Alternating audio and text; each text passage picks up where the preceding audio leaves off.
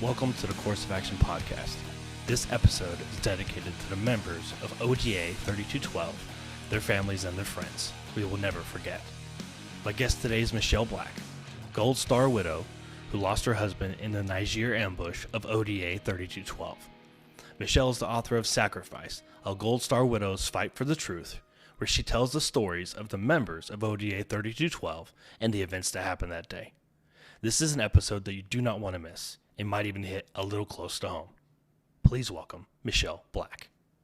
All right, everybody, welcome to the show. Michelle Black is on with us today, Gold Star wife and author of Sacrifice, a Gold Star widow's fight for the truth. Michelle, welcome. Hi, thank you so much for having me. Of course, yeah, it's my pleasure. So this is a very powerful book. And I'll just start off by saying anybody who wants to read a very, very powerful story should go pick this up immediately. You and your husband were married with children before the Army, correct? We were. We'd been married about, I'd say about three or 4 years when he joined. And he, he joined because he wanted to pursue, serving his country. I served for 12 years. Is a very passionate thing when you feel some kind of way about it. And then he not only joined, but he went to go be a Green Beret. Yes, about a year after he joined, he just went, I need something more. How about I go to SFAS? And I thought, all right, well, why not? So what did you think when he told you that? I thought, well, that fits him a lot better. So he just, that was his personality. He was intense. So you guys have 2 boys, right? We do. And I was reading through some of the book and some of the packet that you sent. Your oldest son has autism. Yes, he does. Yes. One of my boys has autism as well. Oh, okay. Yeah, and it's a very, very unique set of challenges, but they're also very unique individuals. They are. They're incredible. They really surprise you with how capable and intelligent they are. I think you underestimate them because a lot of times there's basic things they don't get right away, but there's other things that just blow your mind that I thought, oh, wow, I've never looked at something like that. Or he's so much more capable than other kids his age in this area. So, it's amazing. So when the incident happened, what were the biggest challenges around with the kids? Oh, gosh. I think it's always a challenge when you lose a spouse and now you have to tell the kids, but you're also trying to balance, there's this influx, especially with the military. There's so much going on. There are so many, memorials and, there's the unit memorial. There is the, they fly into Dover and then the body arrives at your hometown. And so there's all these things that you have to do and you have to get the kids dressed for them. So you're buying kids suits and you're balancing all of this while still trying to pay attention to your kids who are falling apart and you're falling apart. It's very overwhelming. I always used to say, I wish he had just died a normal civilian death, because then at least there would just be one thing. And I wouldn't constantly be getting calls from the Army saying, now you need to be here. Now you need to be there. Can you make it in time for this? Can you show up to this? There's people showing up to your house with a giant book and you need to go through it and sign out all these different papers. So it was a lot to do. And I didn't have time to focus in on my kids and what they were going through. And that was a huge challenge. Fortunately, my husband's parents were there and they were able to kind of pick up the slack where I just couldn't do so many things. Right. I know with my son, predictability and kind of operating in a very small box with a schedule is where he thrives. When things kind of go unpredictable or he has time off and he has too much time to think is when he starts really struggling with navigating life. So I can't imagine the whirlwind that was going on and then him trying to understand and kind of live with what was going on. I can't imagine what that was like. And I can't imagine what it was like for you either as a parent having to, face all of that. And your book is a very honest and heartfelt kind of memoir and kind of a just an honest truth of here's kind of how it went. It's not just about the story of, ODA 3212, but it's how you handled it, how you as a mom, as a spouse. And it's a very, very telling book. When did you decide to write it after the incident happened? Well, it's interesting because I had initially thought I just, in all the chaos, you don't sleep. And at night, it was that realization. I have a 9-year-old and 11-year-old who now will never know their dad. And you become paranoid of, are they going to remember him or are they not? So I started writing down just Brian's stories, thinking I'll put together this self-published, just whatever book of stories for the kids. And that kind of helped me process what was happening and also keep those memories written down. And I talk with his parents and, hey, do you guys want me to write anything down? And it was more that. As the story unfolded, um, I just kept taking notes. And a lot of it had to do with me writing other people because of incidents that were happening. I was writing posts because um, obviously the Niger ambush was the largest loss of life on the continent of Africa since the Battle of Mogadishu, or Black Hawk Down. So the news media instantly went crazy. Yep. And there were certain things that crossed lines, I felt, as a military wife, where they were detailing, oh, the bodies were stripped, they were bound and tied. And I thought, okay, this is on YouTube, this is everywhere. And I have children who are on YouTube, and this doesn't need to be documented. You wouldn't document this for a police officer, would you? Why Right. would you document this for a soldier? Are they worth less? I was so upset. So I was writing these posts just on Facebook, like, hey, everybody who's freaking out and following me now, this is unacceptable. This is why. And then those were getting picked up and pushed out. And so it slowly kind of morphed into something more as time went on. And then when the head cam video was discovered, and CBS News released it, I ended up writing a letter to the White House that got taken before the National Security Council. And that's when I kind of started to realize, okay, I need to consider. And then I had people approaching me, um, journalists saying, hey, can you get us access to the men on the team? And that's when I went, okay, Wow. I'm not doing this. I'm needing to grieve. And the guys were under gag orders. And by the end of it, I actually had a journalist who'd become a friend of mine say, you need to write this yourself. You are more than capable. And so that's when it changed. And I started thinking about it.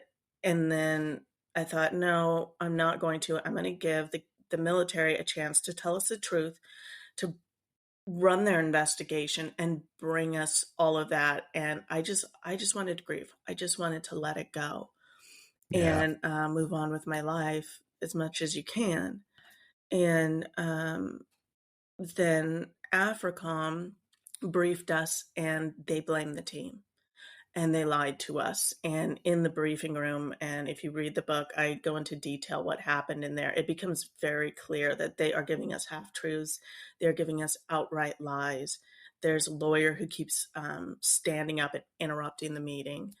And it gets pretty intense. And then General Waldhauser goes before the entire, country in a media brief and says this team is not indicative of what special operators do, and completely tore apart both my husband and all the men who fought and died alongside him, saying that they weren't worthy of the Green Beret, essentially.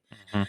And that's when I just snapped. And I was like, okay, they're going to punish these men who did survive, and they're going to tarnish my husband and all the men who fought and died alongside him. You don't earn a Green Beret and aren't worthy of it. It doesn't Right. happen. Brian had He spoke 3 languages. He taught 2 of them to himself. He was a national chess champion as a kid. He was brilliant. He, he was a cage fighter when I met him, and, he just the guy was he was the epitome of a Green Beret, and the day he died with a Green Beret on his head, they don't get to then say, "Oh, we're gonna wash our hands of him." So that's when I went, "No, you're not gonna dishonor my husband or the rest of these men this way." So I went to the Yeah, the video of that press conference is not a good look by any stretch of the imagination at all. It is very blaming. I watched it kind of as I was doing some research on this a little bit more, and wow, if I was the Secretary of Defense or if I would have been the president, I would have been furious. But again, I also have morals and integrity and ethics.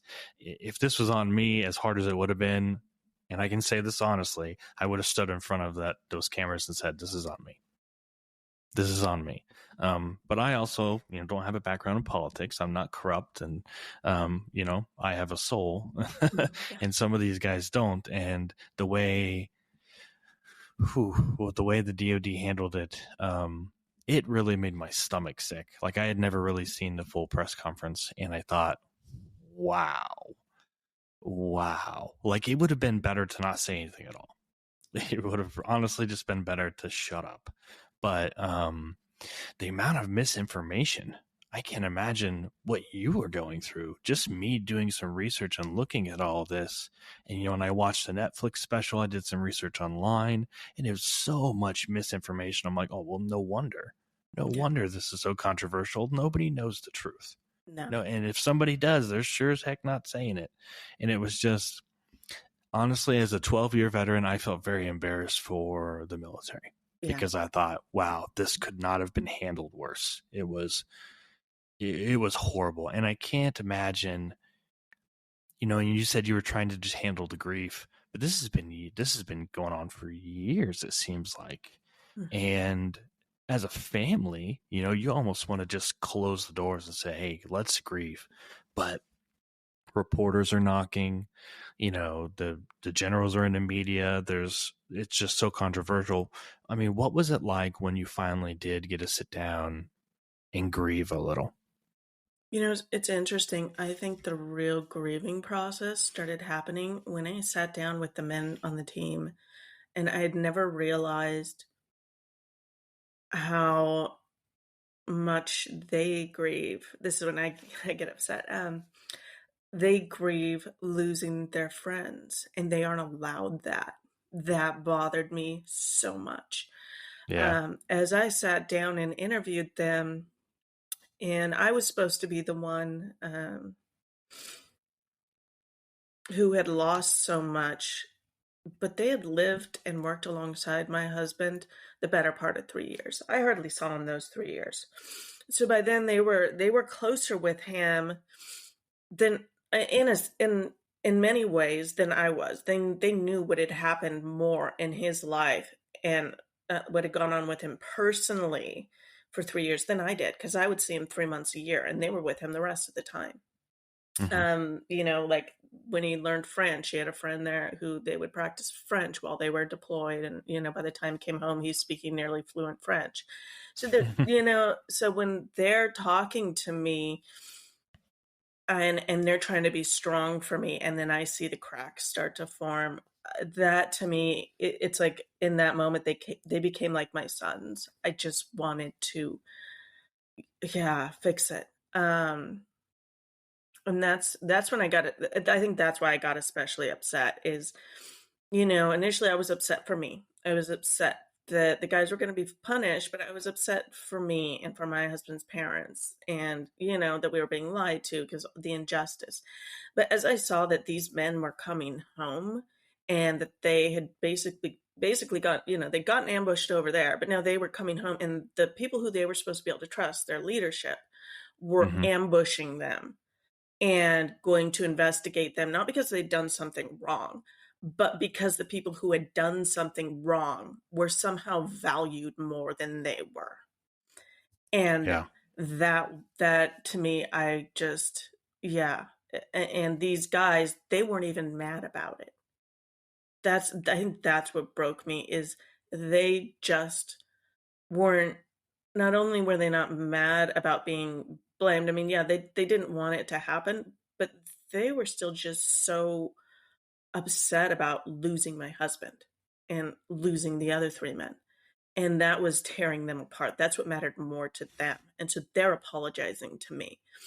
And, I think that's really when the grieving hit a different level for me.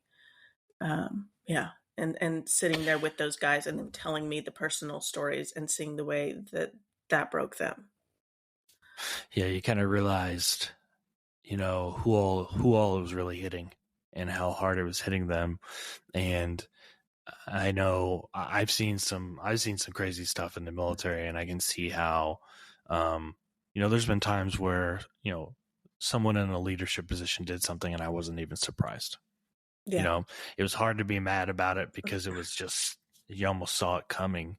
And I can't imagine being those guys coming back from that to only hear that, there's a lot of misinformation. There's a lot of, controversy. And then the way the Army handled the investigation was atrocious. There should have been some career generals and key leaders that should have lost their careers. I mean, they should have flat out been stripped of their rank and sent packing. But what was the most shocking thing that you heard about the incident or the investigation? Gosh, there were a lot of things. There were so many things because we didn't really get a detailed timeline of events on the ground, which is what I expected. Mm-hmm. A lot of it was vague, and so as far as the most shocking was that, and it was all over the news, all over everything. I think it was even used possibly in the documentary, is they show the cars lined up. It's the same video we're all familiar with, and the way they moved out of the village, and it shows them coming to a slow halt.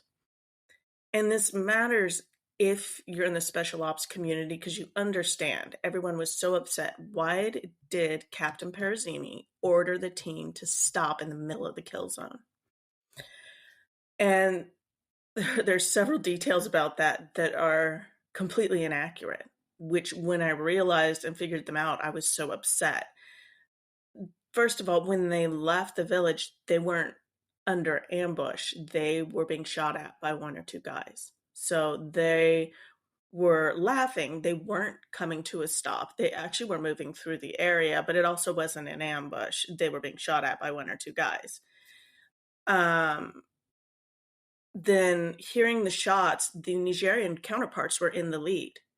They freaked out and tried to back towards the village and slammed into the lead American vehicles. And then another one, so it caused a collision. That's why they came to a stop. Captain Parazzini he never ordered them to stop. Okay. And yeah, that's then, not in there. Yeah, and there were two Nigerian vehicles. So when the second one slammed into the American vehicle, the first one in the lead saw what was going on and tried to back up too, and went to go around and clipped the American vehicle on the side. So now they're all stopped kind of just next to each other. So the American vehicle was completely boxed in and couldn't move. So Captain Parazzini goes, okay, let's get out. I'm going to do a bold flanking maneuver. We're going to check out who these guys are and just take them down, and we'll untangle this and move on. And once he got out there was when he realized there's a flood of people coming into the area. So there wasn't an ambush set up. There was an ambush that formed once they were stopped there. So it's like they were trying to be delayed in the village, and they would have gotten out in time if they hadn't gotten into the collision on the road caused by the Nigerian counterparts. So yeah, they leave that out. Yeah. They definitely make it sound like they drove straight into an ambush and should have seen it coming and should have this and should have that. Even the Netflix documentary wasn't clear on that either. And the more you read about it, the more you kind of realize, this sounds I know I'm not an operator. I was never in a special operations community. I've known some people who were, and even on a little bit that I know from them, nothing sounded right. I was like, that did not sound like an operation that a bunch of Green Berets and operators would go on. Yeah, no. That And didn't they sound also right. tried to make it sound like all these guys were young, they were not well trained. First of all, if you are a Green Beret, you are so You're well much trained. more highly trained than the average soldier. But Yes. also, there were a few men on the team, like one specifically, who'd been a ranger for years. So he was with I think he was with what is it, the Ranger Regiment, the one out of Benning. Um, was it the 75th Ranger Regiment? Maybe it Yeah, was a 75th or the 3rd. Yeah, yeah, one of something like those. that. So he was with them for years and he'd had at least 8 deployments under his belt, been in combat Oh, multiple times. This was the third, in this ambush was when he'd been shot for the third time. So oof. yeah, I mean, he's been through it. So to say that they fell apart was just Yeah. insane. Um, but yeah, when I began talking to them, the things I learned, I just went, this is not at all what they said happened. And and I get into detail in my book about how stranded they were, how little support they had, how there was absolutely no QRF planned despite the really questionable mission they were forced to go on, and how the Nigerians themselves saw that this was an issue. So the Nigerian leadership actually sent out a QRF. Unfortunately, obviously, they don't have as much at their disposal. So they just sent out like you know, a truck as a QRF and it just sat out at one of the villages. And it was still a good like 5 or 6 hour drive away from Tongo Tongo when the attack happened. So But there was, if I remember right, and correct me if I'm wrong, there was a QRF that could have been deployed. So yeah, I actually talked with the commander of Team Arlet, who was the Hellborn unit, obviously up out of Arlet, Niger, and they, even though they got turned around, he had said it didn't make sense because he goes, if they really wanted us to do this mission, he goes, we could have at least come down once the storm subsided and staged while they went up and did the mission. And he goes, we could have staged out of Niamey or out of Wallam and been that much closer. So we would have been, an hour flight, 2 hour flight away from where we needed to be. So he said the big truck was getting, because they couldn't cross into Mali airspace. So the big truck, because the way Niger is shaped, it goes like this and then way up. And so up here is Arlet. So Arlet has to come down and then go across. So they were like, we could have come down, been in Niamey, and then just shot right up to where we needed to be. So he goes, we don't know why they wouldn't have planned on at least staging us before the team went up the next morning. He goes, we could have made that happen. Yeah. Yeah. Definitely some very questionable decision making. And again, I'm not an Army officer. I'm not an operator. I never was involved in, aircraft or anything like that. But I mean, definitely some things that made even me kind of go, that didn't seem very well planned, well thought out. There was some poor decision making, and unfortunately, it resulted in a needless loss of life, and that's very unfortunate and heartbreaking. It's even worse the way they handled it. But did the guys on the team received a gag order? Did you or any of the families ever receive something like that? Did they tell you to keep quiet or anything? No, they didn't say anything, and they didn't tell us that the guys were under gag orders. So you can imagine the abuse that the team was taking initially, because we're like, why are they not speaking with us? Why, like, great, they want to tell us stories about Brian and Dustin and the David and Jeremiah, but like every time I say what happened out there, they go, well, it was complicated, and I mean, basically same lines we were hearing. So then you hear in the media these guys are a bunch of cowboys who went rogue, and you think, oh yeah, no wonder they're not talking to us, it's all true. So it just created this really bad scenario where we now as family members are viewing them as the enemy because of this whole situation created by them not being able to speak and the media getting leaked stuff, probably, is from a mixture of the investigation and probably some of the officers who were involved and who were protecting themselves. So yeah, it was bad. Yeah. I didn't get a very, anytime I'm a big true crime junkie and I like watching documentaries on Netflix and all the streaming services. And anytime someone refuses to talk when asked for an interview makes me go, what do you have to lose? Like, Yeah. why? Are you like what can't you say? Like if you feel like you can't say something, then what are you hiding? What are you scared of? If you did nothing wrong, then you shouldn't be afraid to talk. Now I understand, members in uniform, are held to a little bit different standards and the powers to be, but the way some of the leadership handled it, even at the lower levels, I think there's a lieutenant colonel and a colonel in charge of like the group Yeah. that you can clearly tell didn't handle it well and didn't handle the response to it well at all either. And that was the whole Netflix special, and it's only like an hour, I think. Boy, it gave me a sick feeling in my stomach, and I was like, wow, I cannot believe if even half of this is true. This is wow. It shook me to my core. Yeah. And I can't imagine you and the families having the strength to waver through and navigate through that kind of a storm, because it wasn't, like you said earlier, it was not a regular civilian, death. It was this media explosion, of everybody had a camera in their face if you're even closely involved, even a little bit, So for you to navigate through it and write a book about it is, you're braver than me. I'll tell you that much. I'll just say it like that. To write a book about it and to do all these interviews and all this research, that is something truly amazing. And I think once your kids grow up and they get a chance to read it and get to talk about it, I think they're going to realize how big of a hero your husband and his team really were, because they were some absolute bravest men that I've ever heard of. And this is your first book. This is your debut memoir, right?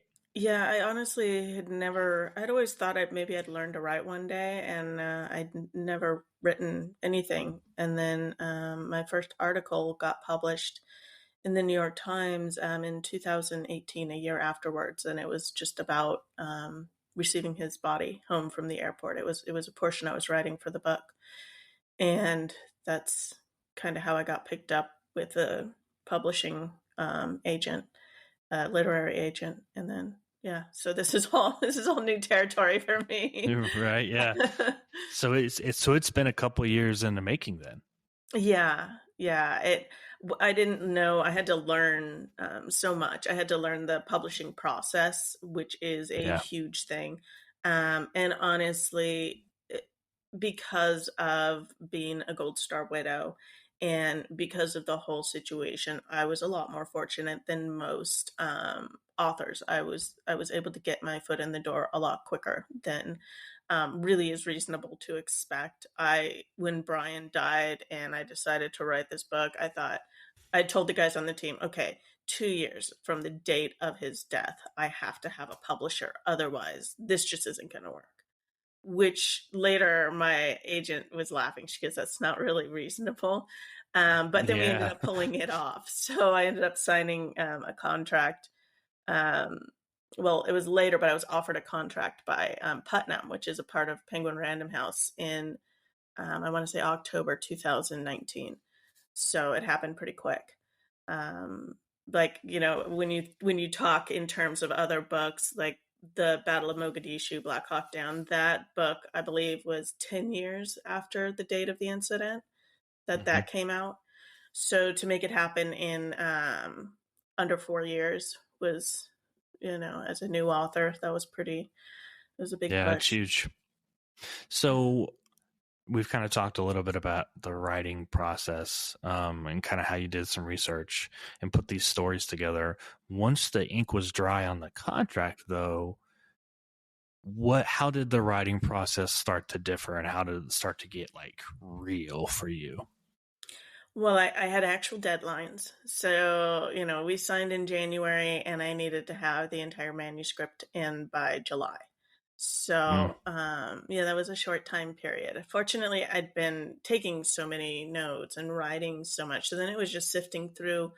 And this is where the writing process was different because I'd written so much that fortunately it wasn't necessarily volume that needed to go in.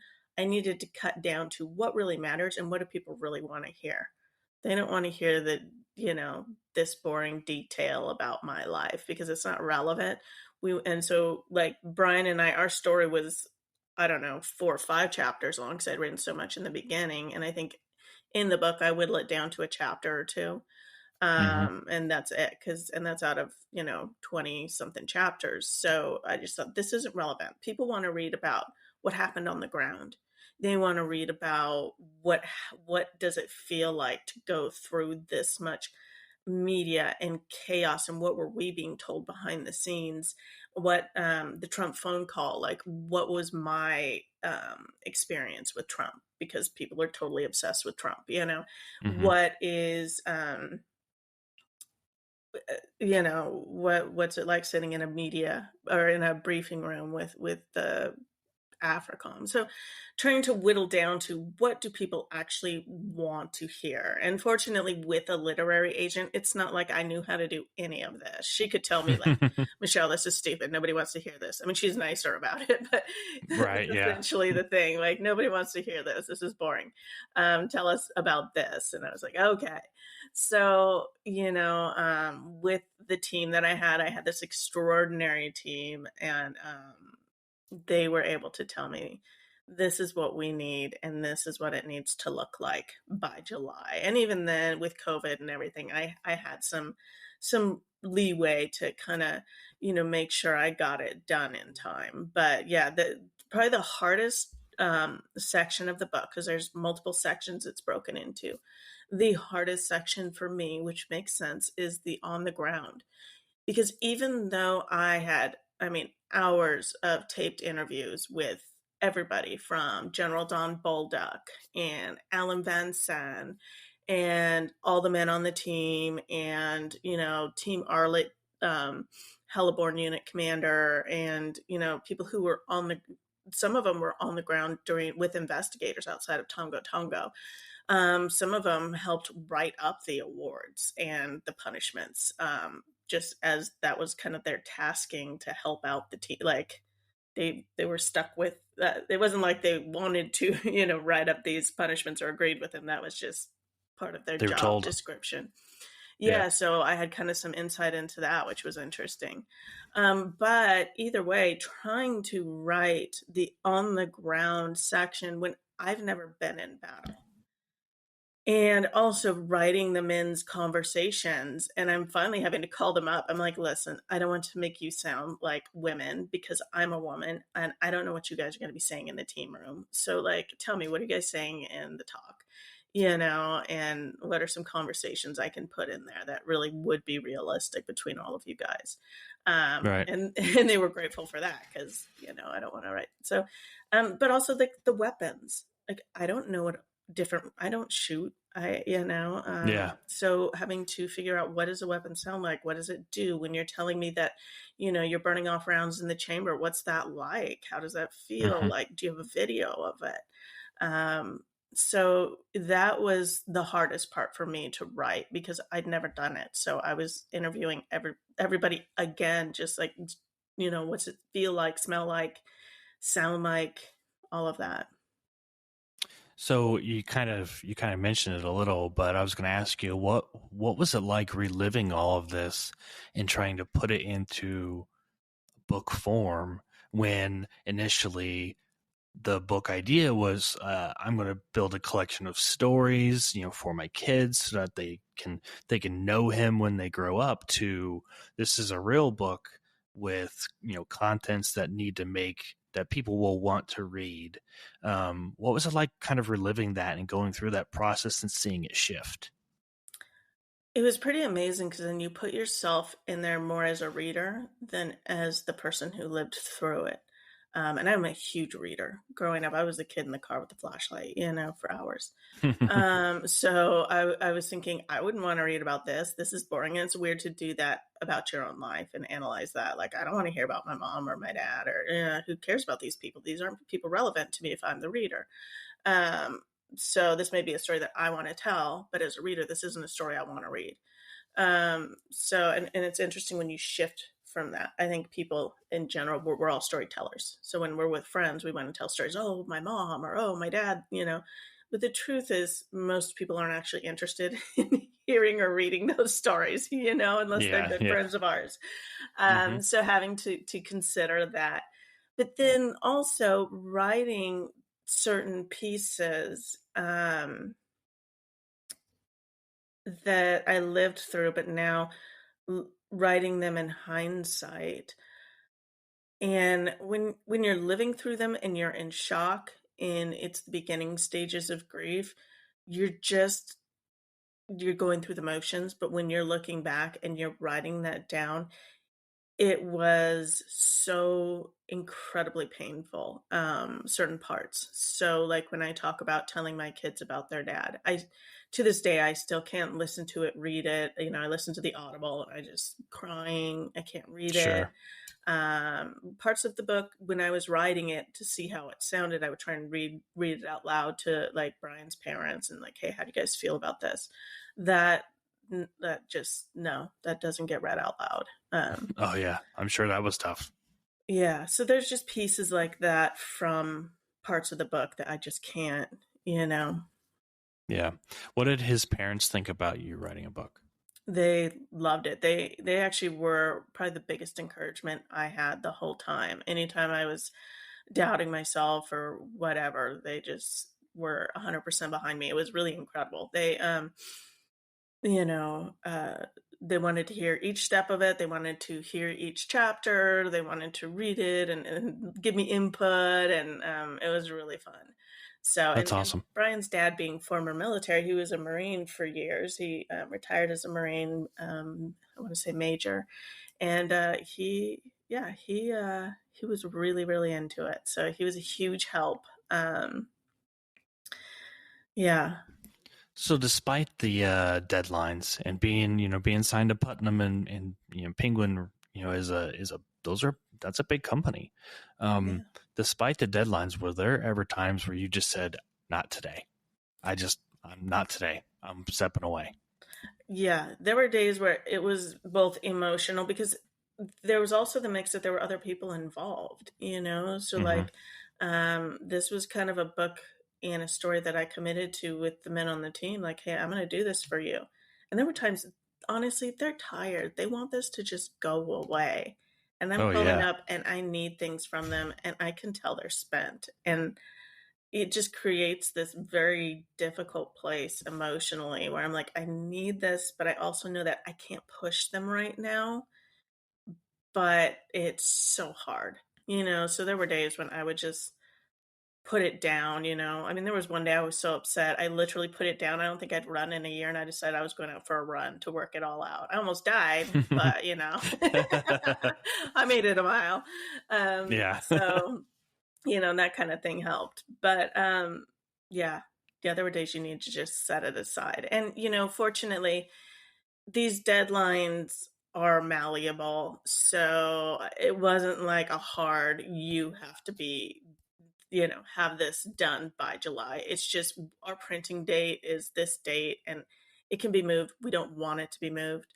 And we're wanting to push your book forward. And, and even though they're these big, you think big publishing house, impersonable, but, or impersonal, but they were I mean, honestly, I have a really good relationship with my editor and the whole team. They're just great people. And, I can't tell you how many times they would tell me, like, this is an edit we suggest. And just, we know you're a first time author. So we want you to know these are suggestions. This is your book.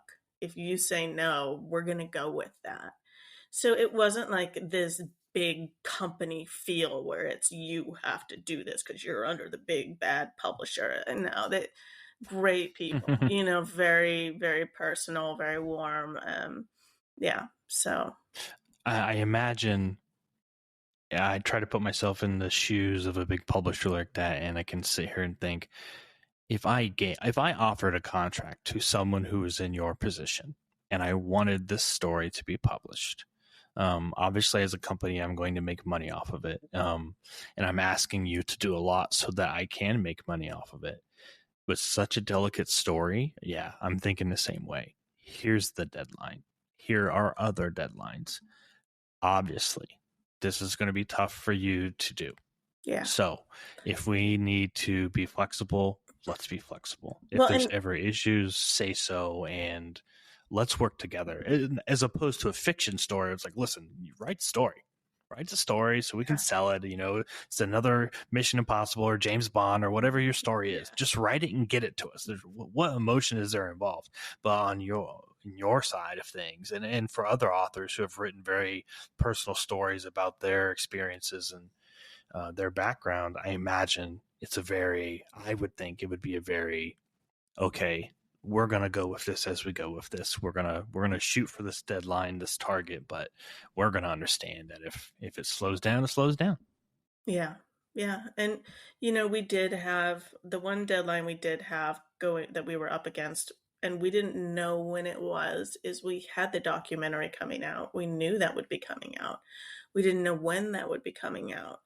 And we knew we wanted to beat that deadline, just because if we can get the book out, then you know what I mean. People are Yeah. seeing the book, and then we can hopefully play off of the documentary when it comes out to get a little more publicity and get a little bit more attention to the book. So um, it was something we were just hoping to beat instead of doing it afterwards, and then it's like, well, You're the after story as opposed to, yeah. yeah. I mean, granted, the guys, I had the exclusive interviews, and that's why you don't see the detailed breakdown in the documentary of, hey, what happened during those 3 days, before, during, and after, and that's why you see it very detailed with me. But yeah, that still a lot of people don't realize that. I think if you're military, you realize that's missing. If you Yeah. aren't military, you don't really realize that. You see the video of the cars moving and you're like, oh, it's because, nothing's changed. And if you're military though, you know that's a very important missing piece, because there's a lot that can happen on the ground, especially in the 5 hours they were on the ground. I mean, 5 hours is a long time when you're being hunted by terrorists. Oh, I Um, can't even imagine. 5 hours is a long work day for normal people. yeah. When you're in So, the middle of Africa, I can't even imagine that either. So what did you think about the Netflix special, just in general, that they were doing one? oh my gosh.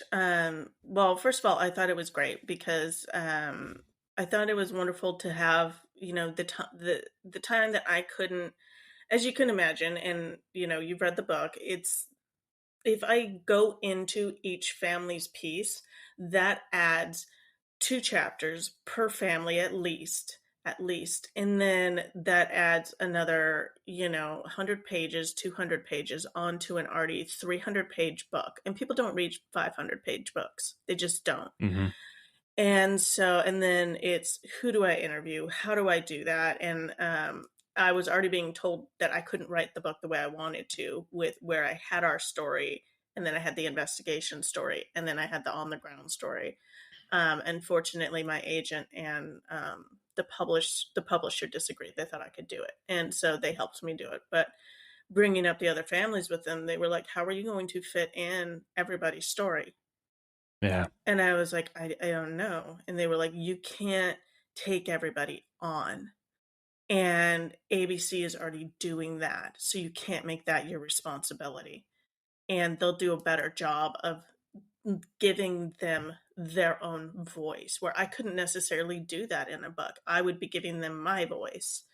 And you know what I mean? So when True, I watched true. the documentary, I was like, this is amazing because it's so powerful. And hearing it come from like Dustin's mom, her stuff just like ripped me open. That was just, incredible. And same with Jeremiah's mom. I mean, I'm watching them and I'm just going, this is so much better than I could have done.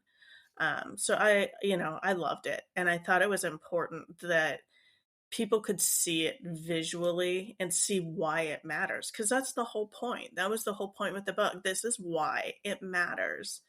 But my goal was to cover the men and do what was right by the men, and tell their story in a place where they felt safe. And they didn't feel safe with the media. They were sure it would affect their careers, and it probably would have. So this was a way that I could like, we went through picture by picture. I would cover their identities, or cut off portions of the picture that they didn't want shown. I would, change their names for them if they wanted, things like that, so they could remain operational. Because some of them were interested in doing tier one in the future, and they were young and new in their careers, and and that kind of protected them.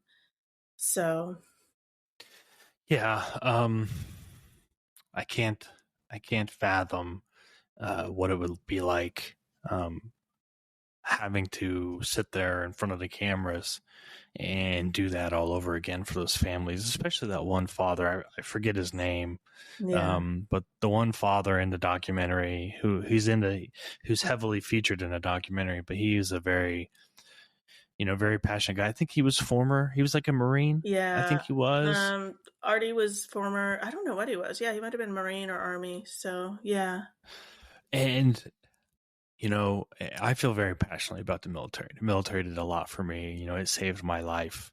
And you feel a sense of loyalty towards it because of what all it's given you, even though it's also put you through a lot. mhm, Um, and I really resonated with him watching the documentary because he felt like he had been betrayed. He yeah, really felt like, the family that he loved took a part of the family that was his.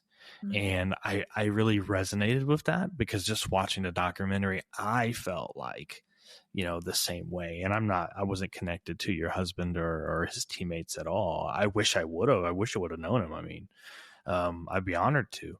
But I even felt like that. I even felt yeah. like this is atrocious. Well, and Um, that's how it felt talking to the guys. Is it felt like they were betrayed by oh yeah. what they loved most and what they'd given their lives to, just because they weren't officers. And And I then it kept think, coming out. It just kept coming out. yeah, Like these guys did this wrong. They did that wrong. I mean, there was even something where I read and I thought it was the most ridiculous thing. It said, well, there was problems because there was wrong tire pressure in one of the vehicles. And I was like, are you kidding me? yeah, Wow. What a stretch. I mean, yeah, come on. Let these guys live. Let them let them go. Stop nitpicking at every single little thing. And it deeply concerned me. yeah. And really made me feel sick to my stomach. And Well, and people but miss the bigger point, which is, if they had done what they were originally going to do, which they were going to go up to Tillowa, come back, and that was the end of it. And they had mhm. gone up to Tillowa, successfully completed their mission, no matter, what you say, oh, they were trying to go on a kill capture or whatever, which is ridiculous when you read my book and you realize what the actual intel and information was that they were basing the mission off of, and how old the intel was. There was no reason they would have even been on a kill capture. That's just stupid. But let's say they were on a kill capture. Either way, that mission was completed. They didn't kill or capture anybody, and they were on their way home. And there is no dispute after that they were contacted by higher headquarters and ordered to turn around and go back up to the border, past Tillowa, all the way up to the border of Mali, which is known for being extremely dangerous. and ordered ahead by Lieutenant Colonel Painter, backed up by Colonel Moses and everybody all the way up the highest echelons of SOC Africa and AFRICOM. And they forced that team against their will and against their wishes. And that says enough to me. Who cares what their tire pressure was? They weren't even packed for more than a 1-day mission out in the Yeah. middle of nowhere, Africa, and on the edge of the Sahara Desert. It's not exactly a place they stop and grab a drink out of the wells without getting violently sick. So they were not packed or prepared for what they were sent on. They didn't even have enough ammunition to get in a firefight. And so to say that tire pressure or all these little things matter, they're not relevant because the team should have been in home and like back at their base in bed that night. That's it. At the very least, they should have been back at base repacking and getting prepared for a new mission, because Yeah. it was an entirely different mission set with entirely different intelligence and a much longer outlook. Yeah, it definitely didn't sound like calling an audible like that was smart. And it definitely, and regardless of what the movies teach us about, special operations, I think the one thing that everybody can probably agree with on is those guys, when they go to do something, they go prepared with exactly what they need. They Yeah. don't go with a bunch of stuff. And again, I'm not an operator, so I'm not talking from experience, but I've talked to some friends and they pack and they go with what they need for that mission. They don't pack the cavalry because that's just more stuff they have to take. So to call an audible like that and say, "Oh, hey, by the way, go back and do this." We're horribly outgunned. We're outsupplied. This is not what we packed for. Like that, just from the start was, it's a failure on leadership to say, and to be able to turn around and say, this is a bad idea. I agree. We're not doing it. If you're that worried about your career, and this is my personal opinion, if you're that worried about your career that you're not willing to stand up and say what's right and wrong, you've had problems before that you caused yourself. Now you're going to cause problems for other people because you didn't live your life right. That's not their responsibility. Yeah. That's not their fault. You should have said the right thing. And if they stripped the lieutenant colonel rank off of you, you can say they did it because I kept my integrity. I kept my loyalty. I did what was right. I did not lie. And to see that, and I can say that now that I'm a civilian, I can say, those officers didn't handle it right.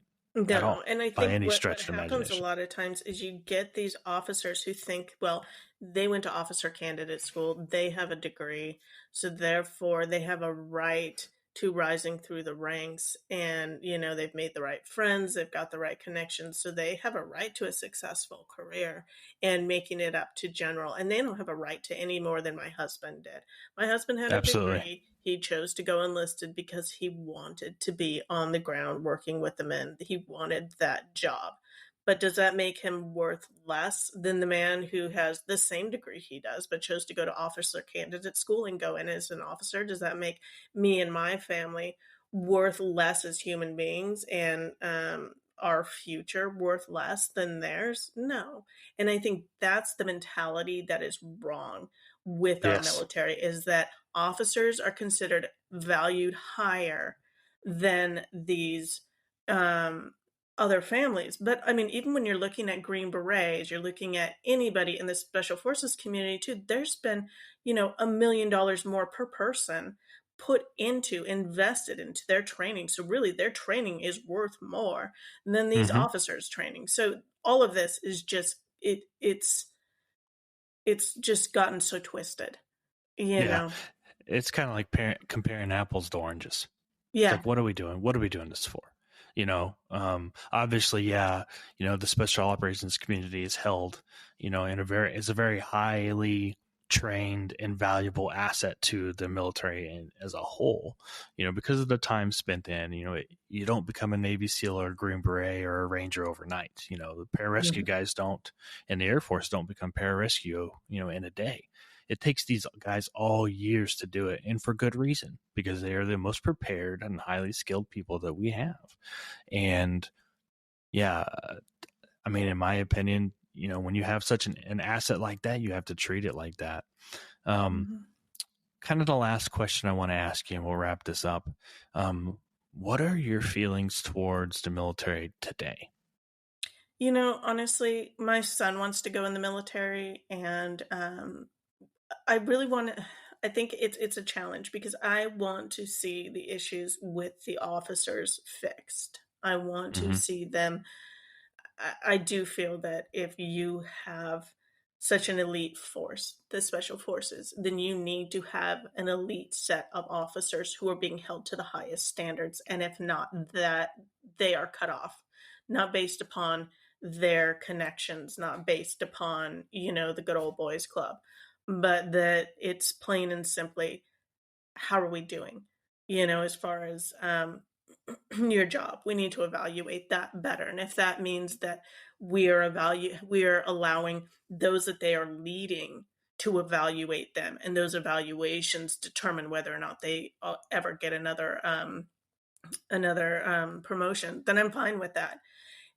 Because I love the military.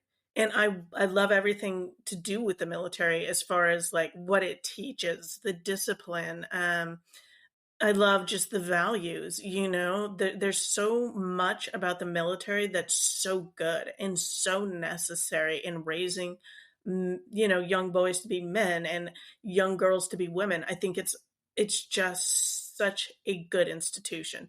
But Hmm. where we are failing is by allowing leaders who should not be leading to continue to rise in the ranks because they are ruining the military for everyone. And that's just the way it is. So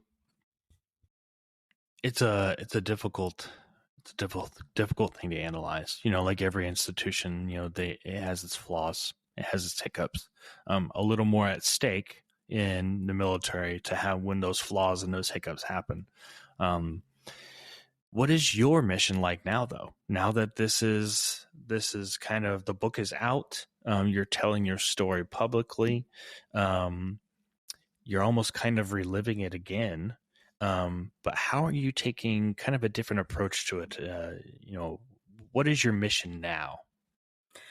One of my huge missions from the beginning with this book was for the men on the team to it's for people to know the story as well as they know, say, Lone Survivor or Black Hawk Down. So they go, this is what really happened here. So they really know.